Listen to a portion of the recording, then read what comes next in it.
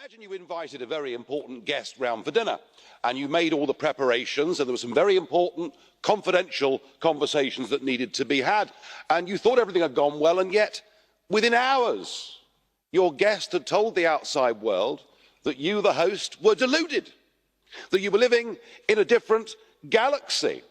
And then all the contents of the conversation were blabbed to an opposition newspaper, and to add insult to injury, you say the food wasn't actually very good either.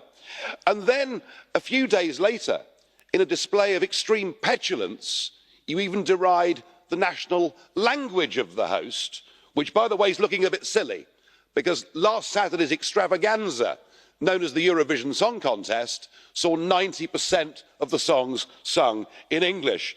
Now, if you were the host and you'd been treated like that by somebody that you thought was important and somebody you thought you could trust, I think you'd be asking yourself, were you dealing with a reasonable person? Now, I don't know, Mr. Juncker, whether this is how you carry on in Luxembourg. I doubt it, because in any other part of the civilised world, frankly, that behaviour would be considered to be bloody rude, and the act of a bully. Well, I'll tell you something.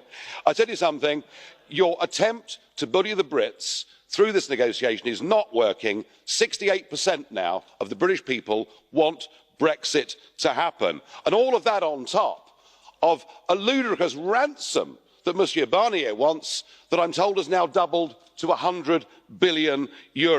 Either we get some grown-up, reasonable demands from the European Union, or the United Kingdom will be forced to walk away before the end of this year. We can't spend 2 years with this farce. There is a big, big world out there, and I'm beginning to think that perhaps, I very rarely agree with Marxists, but perhaps Mr Varoufakis is right when he says about negotiating with the EU, it is a technocracy that is desperately clinging on to its own exorbitant and illegitimate power.